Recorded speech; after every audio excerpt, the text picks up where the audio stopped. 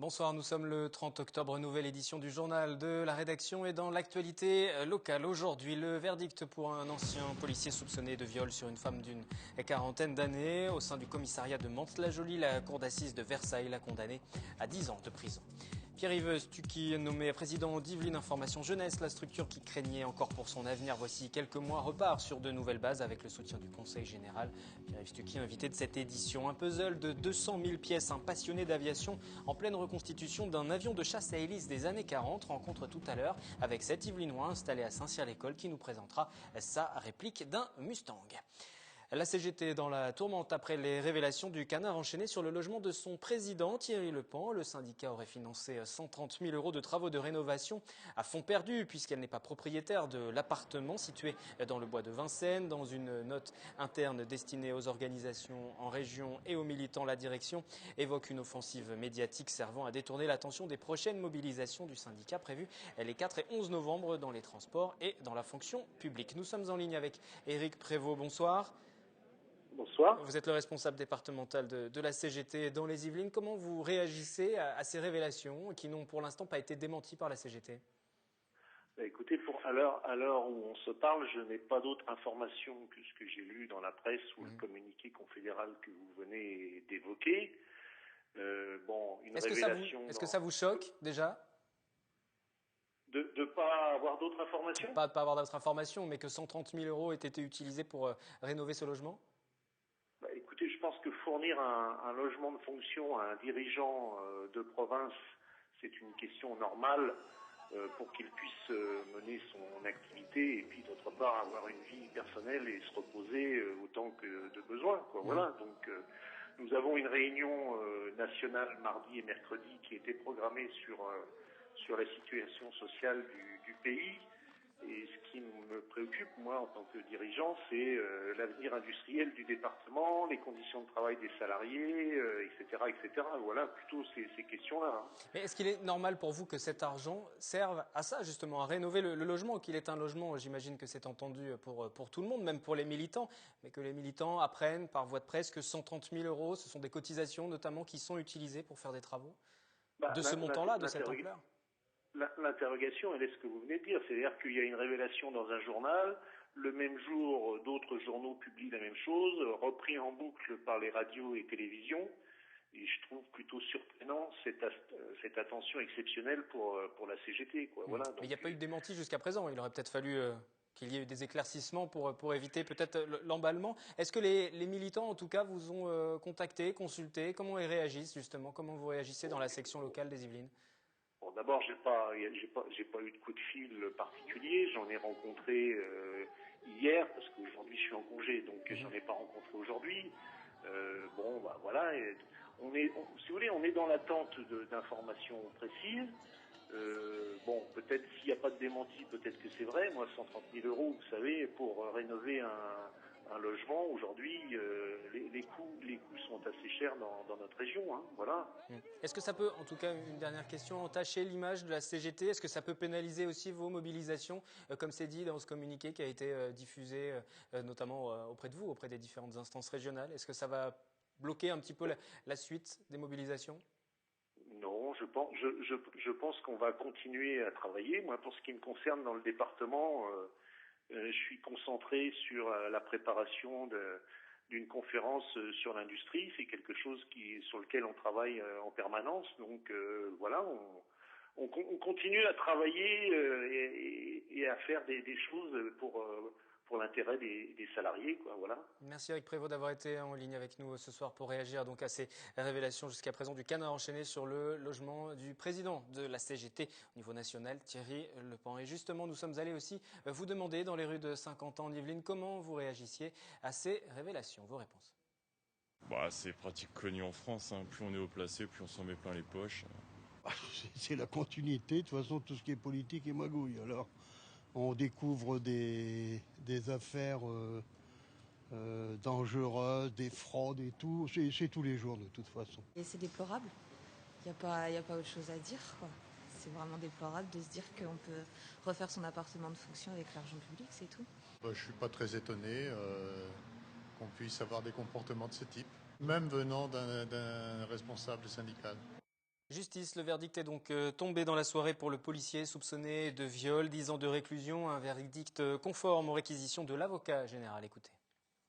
Le brigadier avait plaidé le malentendu sexuel, mais les jurés de la cour d'assises de Versailles en ont jugé autrement. Ils ont suivi les réquisitions de l'avocat général et ont condamné l'ancien policier de Mantes-la-Jolie à 10 ans de prison pour le viol le 6 mai 2012 d'une femme dans l'enceinte du commissariat. Ce jour-là, cette femme de 44 ans, alcoolisée, est emmenée par les policiers pour être placée en cellule de dégrisement. Elle aura une relation sexuelle avec le brigadier en charge de la garde de nuit. Ce dernier a assuré qu'elle était consentante. La victime, elle, a parlé de cauchemar. Les jurés ont donc tranché en estimant qu'il s'agissait bien d'un viol commis par personne abusant de l'autorité que lui confèrent ses fonctions. La peine prononcée est une peine de 10 ans d'emprisonnement et des dommages et intérêts ont été alloués à ma cliente ainsi qu'à son mari.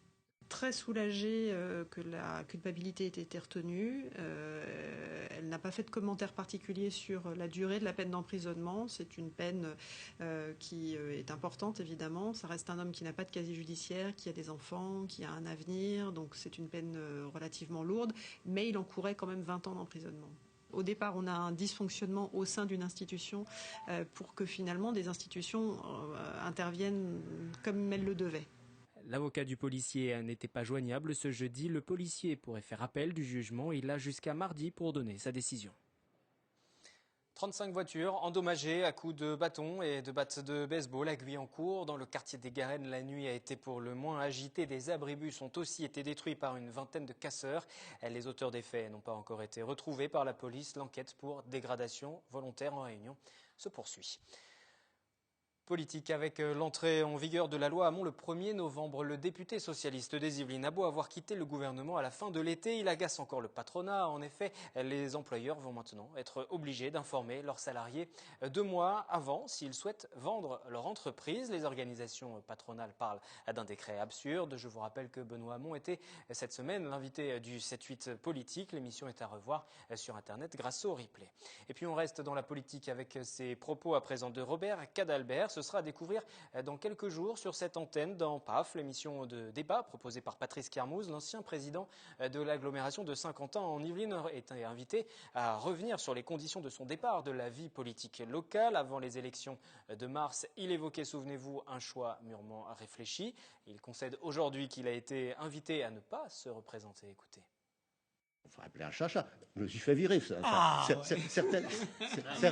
Certaines personnes me le disent. Oui, bon, effectivement, c'était pas mon choix. Le choix que j'avais fait, c'était de dire, bon, je me redonne encore 3 ans, je vais jusqu'à la Ryder Cup et je passerai la main. Voilà.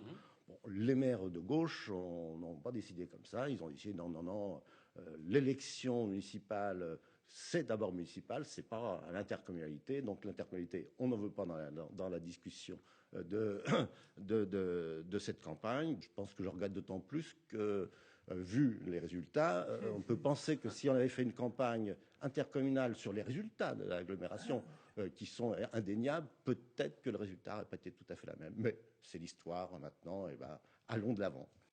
PAF présenté donc par Patrice Kermouz, émission complète à suivre ce week-end sur l'antenne de TV Fil. On passe à l'invité de cette édition du 30 octobre, Pierre-Yves Stucky. Bonjour et bienvenue. Bonjour. Vous êtes le nouveau président d'Yvelines Information Jeunesse. Yvelines Information Jeunesse, YIJ, centre d'information sur le logement, le travail, les études, fondé en 1974 et financé par le Conseil général, basé à Versailles. Il y a aussi des déclinaisons à travers le département. Avant l'été, cette structure allait mal, les salariés étaient inquiets, il n'y avait plus de président en place, pas de financement. Aujourd'hui, tout va mieux ? Oui, tout va mieux aujourd'hui, grâce en particulier à mon prédécesseur immédiat, l'adjoint au maire de Versailles, François-Xavier Bellamy, qui a accepté de faire une mission d'intérim. Il l'avait vraiment qualifié comme ça, pour apaiser la structure. Et de fait, je le remercie pour le travail qu'il a fait avec les 5 salariés de la structure qui aujourd'hui... J'arrive sur une situation qui est quand même beaucoup plus saine et qui nous permet maintenant d'envisager, de consolider, de redévelopper la structure. On va parler du développement envisagé, mais comment expliquer ces difficultés pour cette transition, l'absence d'un président, la transition ensuite qui a été assurée, vous l'avez dit, ces inquiétudes sur le financement ? Les inquiétudes sur le financement, elles s'inscrivent dans un contexte qui est difficile, puisqu'on est financé, vous l'avez dit, par le Conseil général, mais aussi par la direction départementale de la cohésion sociale. On connaît un peu les difficultés aujourd'hui de toutes les structures publiques et les collectivités. Et puis, c'est peut-être aussi une structure qui était animée pendant très longtemps par une équipe qui était là quasiment depuis l'origine. Et je pense qu'on arrive à la fin d'un cycle, et que voilà, maintenant, il y a une nouvelle équipe qui arrive avec un bureau qui est sérieusement rajeuni. Avec un financement assuré, est-ce que votre arrivée coïncide avec l'arrivée de moyens aussi ? Alors le financement, ça reste toujours un sujet. On sait bien que l'État se désengage et réduit ses dotations. Ça se traduit aussi pour les collectivités. Donc aujourd'hui, on ne roule pas sur l'or, loin s'en faut.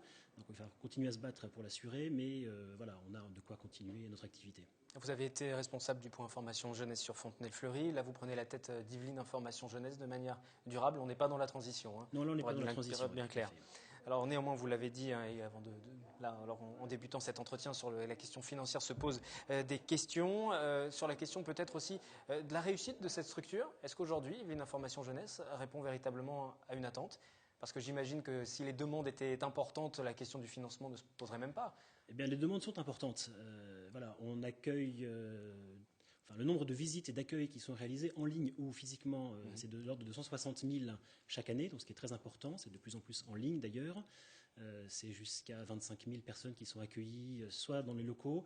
Donc il y a vraiment du monde qui vient et on voit bien les thématiques qui correspondent vraiment à des besoins sur tout ce qui touche à l'insertion et à l'insertion professionnelle en particulier et aussi au logement qui est vraiment un sujet important. Vous dites que ça a évolué, la façon aussi de chercher l'information, Internet, et qui est forcément beaucoup plus présent dans le quotidien des plus jeunes. Une information jeunesse doit faire une mutation, doit revoir complètement son positionnement, sa façon peut-être pas revoir complètement, mais en tout cas le repenser en intégrant beaucoup plus en profondeur ce qu'on peut faire en ligne. Et l'articulation entre le service en ligne, on a aujourd'hui 120 000 visites chaque année sur notre site, ce qui est important. Donc finalement, le premier point d'information, c'est aujourd'hui clairement l'Internet. Et donc ça, il faut l'articuler et voir du coup quelle est la valeur ajoutée du service qu'on peut rendre lorsqu'on accueille physiquement quelqu'un. Et aussi, un des points qui est important pour moi, c'est l'articulation avec les autres structures. On ne va pas répondre tout seul à tout, on n'a pas compétence sur tous les domaines. Et je souhaite qu'on développe davantage encore les liens avec les missions locales, avec les pôles emploi, avec les autres structures qui relèvent de l'orientation. Pour les remplacer, il faut que vous réussissiez à travailler ensemble. Vous parliez des locaux, ça veut dire que la situation géographique acquise à Versailles pourrait être remise en cause ? Vous pourriez partir ? Ça pourrait arriver, voilà. J'espère qu'on pourra rester encore, mais effectivement, tout peut être amené à être réinterrogé s'il le faut. Voilà, en tout cas, si on bouge, il faut qu'on reste dans un endroit très accessible pour tout le département, parce qu'on accueille évidemment beaucoup de Versaillais, parce que c'est une grande ville et qu'on est à Versailles, mais on accueille vraiment des jeunes qui viennent de tout le département. Donc Yvelines Information Jeunesse pourrait ne plus être qu'un seul point de rendez-vous virtuel sur Internet ? Non. Vous écartez pas l'idée de rester... En aucun cas, je crois qu'il faut vraiment qu'on maintienne l'accueil. On le souhaite, la direction départementale de la cohésion sociale y tient aussi. Donc voilà, il y a ce double rôle qu'il faut garder en permanence, à la fois d'animer le réseau de la quarantaine de points et de bureaux information jeunesse, mais aussi d'être un lieu d'accueil physique pour tous les jeunes qui le souhaitent. On peut peut-être préciser vos missions. Vous disiez qu'il faut renforcer l'aide au logement, l'aide à l'insertion professionnelle. La principale demande aujourd'hui des jeunes, c'est quoi ? On vient vous voir pourquoi ? Et quelles réponses vous apportez ? Est-ce que tout finit finalement par sourire à ces jeunes qui viennent vous voir ? Tout fonctionne ? Vous avez les recettes miracles ? Alors si on avait une recette miracle, on la vendrait très cher. Non, par contre, de très loin, la première demande touche à l'emploi. Mais l'emploi sous toutes ses facettes, depuis l'aide à bâtir un programme de formation, quels sont les métiers. Très souvent, les métiers ne sont pas connus. Beaucoup de jeunes pensent à un secteur d'activité, donc il faut les aider à découvrir ce que c'est qu'un métier. Il faut les aider parfois aussi à faire les démarches, faire un CV, faire une lettre de motivation. Donc on a régulièrement des ateliers là-dessus. On a une activité qui marche bien d'offres de jobs, parce qu'on a près 5000 jobs référencés sur le site Jobostock. Donc c'est de très loin la première demande. Et la deuxième après, c'est tout ce qui touche au logement. On a un service d'aide au logement avec un peu moins de 200 offres de logement qui sont référencées chaque année. Donc voilà, deuxième demande. Et puis après, il y a l'activité de BAFA. On organise plusieurs sessions de BAFA chaque année, avec 80 jeunes qui en ont profité l'an dernier. Également une activité de vente de voyages. Tous les ans, on peut faire un voyage linguistique ou voyage tout simplement touristique. Donc, il y a aussi cette activité d'agence de voyage qui est organisée au profit des jeunes du département. En tout cas, vous avez évoqué le logement, le travail, ce sont des problématiques qu'on retrouve dans l'ensemble de la société. Est-ce que les jeunes qui viennent vous voir, vous qui êtes au contact régulier avec eux, sont inquiets aujourd'hui ? Est-ce que c'est plus difficile pour eux aujourd'hui aussi ? C'est plus difficile, oui. C'est plus difficile que ça l'a été plusieurs générations avant. Et voilà, on ne peut même plus parler de crise parce qu'une crise est censée avoir un début et une fin. Et ça fait 40 ans que c'est la crise et que ça s'aggrave. On le voit bien, effectivement, il y a une vraie difficulté. Et c'est pour ça que je pense qu'il ne faut pas multiplier les nouvelles structures, il faut apprendre à travailler. Il y a beaucoup de dispositifs qui existent. Et moi, ce que je souhaite, c'est qu'on arrive à bien identifier les valeurs ajoutées de chacun et qu'on aide à accompagner des jeunes dans un parcours où la porte d'entrée peut être un CIO, peut-être le Pôle emploi, peut-être Yveline Information Jeunesse, et qu'on puisse bien accompagner les jeunes jusqu'à réussir leur insertion, qui peut aussi prendre la forme de l'entrepreneuriat, qui peut prendre des formes très, très variées. Et quelle échéance vous vous êtes fixé pour remanier un petit peu Yveline Information Jeunesse, le redévelopper sur Internet, sur les réseaux sociaux, revoir un petit peu le positionnement? On ne s'est pas encore fixé d'échéances fortes, mais voilà, on sait que les 2-3 années qui vont venir vont vraiment être déterminantes. Donc il n'y aura pas de révolution dans les prochains mois en tout cas? Non. Ça va se faire en douceur? Voilà, tout à fait. Vous discutez encore avec les différents partenaires? On discute avec les différents partenaires qu'on rencontre. Voilà, moi je suis élu président depuis un mois, donc je n'ai pas encore fini de rencontrer tout le monde. Rencontrer aussi, et ça c'est important, les élus dans les différentes villes où il y a des points information jeunesse pour bien expliquer ce qu'est l'information jeunesse. Parce que voilà, je crois qu'il y a un service qui est vraiment irremplaçable, notamment autour de l'initiative jeune, aider des jeunes à monter leur projet, à monter leur parcours, qui est vraiment une des spécificités de l'information jeunesse. Parce que voilà, sur l'aide à l'emploi, on n'est pas les seuls, sur le logement, on n'est pas les seuls, mais sur l'initiative de jeunes, c'est vraiment une de nos valeurs ajoutées très fortes. Une dernière question, elle concerne les salariés, parce qu'il y a des salariés dans votre structure. 5. Aujourd'hui, tout est assuré sur le paiement de leur salaire, sur leur avenir au sein de l'entreprise? Aujourd'hui, ils sont payés, les missions sont bien définies, donc de ce côté-là, encore une fois, je remercie le travail qui a été fait avant, les choses sont saines, mais voilà, on sait que l'avenir n'est pas garanti, on n'a pas d'assurance ad vitam aeternam, donc il faudra continuer à être vigilant et à prouver la valeur ajoutée et l'utilité de ce service pour continuer effectivement à assurer le financement dans les années qui viennent. Merci Pierre-Yves Stucky d'être venu en plateau, Merci nouveau président donc Yveline Information Jeunesse depuis la rentrée où les choses vont mieux, mais il y a encore, vous l'avez dit, du travail. Économie et un focus à présent sur une activité qui peut rapporter gros, l'exploitation du safran. C'est une des épices les plus chères au monde, 30 000 € le kilo. Une entreprise vient de se lancer dans le secteur sur Saint-Quentin en Yvelines, à Vic plus précisément. Catherine Zulato. Avec son panier en osier, Aurélie Jacques part à la cueillette, non pas des champignons, c'est de saison, mais du safran, une des épices les plus chères au monde qui se cultive en pleine terre. Là, vous avez la première parcelle que j'ai plantée l'année dernière, qui représente à peu près cette année 10 000 bulbes. Donc elle a déjà beaucoup fleuri. Là, on est en fin de récolte, donc il reste quelques fleurs. Les fleurs de crocus sont cueillies le matin car elles sortent la nuit. Elles sont ensuite émondées pour isoler le pistil rouge, qui est la fameuse épice. Le pistil doit être immédiatement séché. Une fois qu'il aura perdu 80% de son poids, il pourra être mis en pot. Je l'éparpille bien. C'est parti pour une demi-heure. Cette année, Aurélie Jacques a cueilli 27 000 fleurs, 15 000 bulbes supplémentaires ont été plantés. Autant de plantations pour une production de 300 grammes seulement de safran. Et pour obtenir ces quelques grammes, beaucoup de travail. On plante tout à la main, donc on est obligé de faire une tranchée avec un outil qui s'appelle une houe. Et après on plante à la main à genoux, on rebouche, on fait les allées avec une pelle. Donc déjà c'est assez physique. Et après il y a le désherbage qui se fait aussi à la main. Donc moi je n'apporte pas de pesticides ou autres. Le safran, Aurélie Jacques l'a découvert un peu par hasard. En 2008, ses parents agriculteurs décident de prendre leur retraite. Se pose la question de la reprise de l'exploitation céréalière familiale. Un voisin vient donner un coup de main. Aurélie imagine de créer elle-même ses productions et apprend que le safran pousse en France. En 2012, j'ai fait un stage chez Véronique Lazera, qui est la plus grande safranière de France. Et puis je me suis lancée dans l'aventure. J'avais fait un premier test en plantant 1000 bulbes. Et en 2012, l'année dernière, j'en ai planté à peu près 5000. Et puis cette année, j'en ai replanté 15 000 de plus. Au total, là, j'en ai 25 000 cette année. La culture du safran, c'est loin, loin de l'univers d'Aurélie. La jeune femme travaille dans la finance pour une société de gestion d'actifs. Toute une organisation au moment de la récolte. Comme il faut cueillir les fleurs le matin, j'y allais avant de travailler. Donc j'y allais avec une lampe frontale pour cueillir mes fleurs. Et puis après, j'allais travailler ma deuxième journée à Paris. Cette année, Aurélie Jacques a vendu ses premiers grammes de safran. Pour l'heure, c'est juste une diversification de l'exploitation agricole. Mais à terme, pourquoi pas une vraie petite entreprise qui pourrait s'annoncer très rentable. Car le safran se monnaie 30 000 € le kilo. Il faut entre 150 000 et 200 000 fleurs pour en faire 1 kilo. Avec un gramme de safran, vous pouvez déjà parfumer entre 50 et 150 assiettes. Un gramme de safran vendu par Aurélie, 34 €. En France, il n'y a que 157 exploitations de safran pour une production nationale qui oscille entre 250 et 300 kilos, alors que les leaders, eux, en Iran, produisent entre 160 et 180 tonnes à l'année. Cela laisse donc entrevoir de belles perspectives économiques. Nous poursuivons ce journal avec une rencontre. Un véritable passionné dans un des hangars de l'aérodrome de Saint-Cyr-l'École.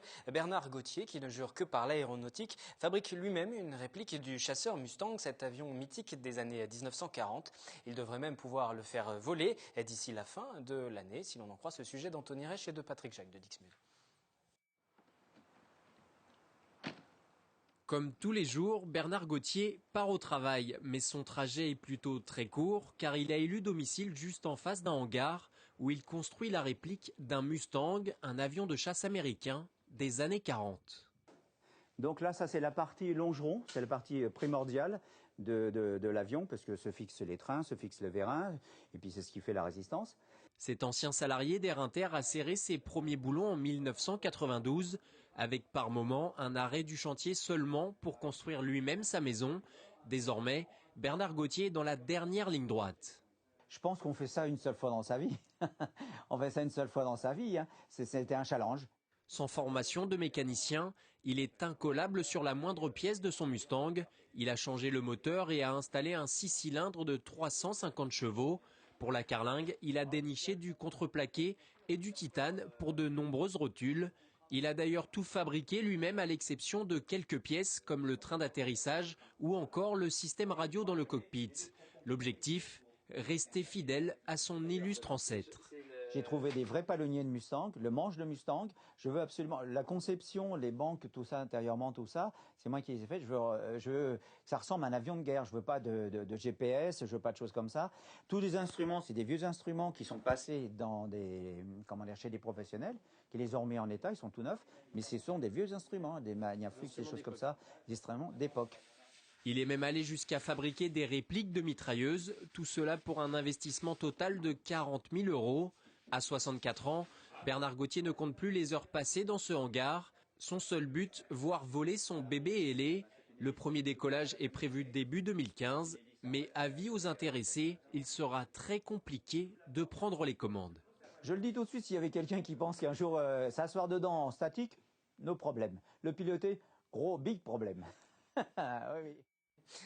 Autre passion qui, elle, fédère de nombreuses personnes à travers la France, l'émission Question pour un champion. Il existe des clubs dans la plupart des régions des départements, notamment dans les Yvelines. Florane Parfait sur les traces de Julien Lepers. Top, c'est un club qui regroupe 14 personnes. Ils se réunissent tous les samedis après-midi de 14h à 19h. Le club a été fondé en 1999. Ses membres ont tous la même passion, c'est le club de Question pour un champion de Trappes à Saint-Quentin en Yvelines. Comment se nomme le cardinal qui administre les affaires de l'église pendant la vacance du Saint-Siège ? Camerlingue. Comme dans le jeu, ils ont tout pour s'entraîner, des buzzers, une console d'arbitrage et même de vrais champions. Martine est cruciverbiste. Elle a participé plusieurs fois à la célèbre émission. Je suis comme tout le monde, hein, j'ai des trous. Il y a des réponses que je connais et puis j'ai beau chercher, elles ne remontent pas forcément à temps. Parce que la question pour un champion, c'est aussi un jeu de vitesse. À Trappes, les adhérents ne sont plus aussi nombreux qu'avant. Ils cherchent à attirer de nouveaux membres. L'engouement pour le jeu touche la France entière. Il existe même un réseau très actif des clubs. Il y a actuellement à peu près 180 clubs de questions pour un champion à travers la France. Et ce sont tous les clubs qui fabriquent ces questions où nous jouerons tous les samedis. Pas de compétition sévère, ici l'ambiance est plutôt conviviale. Comment s'appelle le Moonwalk. Oui. On s'amuse aussi très bien lors de tournois que nous faisons à travers la France, parce que les clubs organisent des tournois. On se déplace, on va en province, ça nous permet de découvrir souvent certaines régions. De nombreux tournois ont lieu chaque année, les trappistes ne sont pas en reste, même si aucun n'a réussi à devenir super champion. Il y en a des grands champions. Les gens qui regardent un tout petit peu l'émission connaissent tous Corem ou Karim, des gens comme ça. Bon, on n'est pas à ce niveau-là, mais ils sont battables aussi, parfois. Un défi que Trappes est prêt à relever, avec toujours plus d'adhérents à ses côtés. Fin du journal. Demain, vendredi, vous avez rendez-vous avec Catherine Zulato pour l'édition du week-end. Votre soirée sur TV Fil, c'est avec Fileco. Il sera notamment question du marché de la mort à quelques jours de la Toussaint, mais aussi du salon du chocolat qui se déroule actuellement à Paris. Je vous retrouve à cette même place dès lundi à 18h en direct.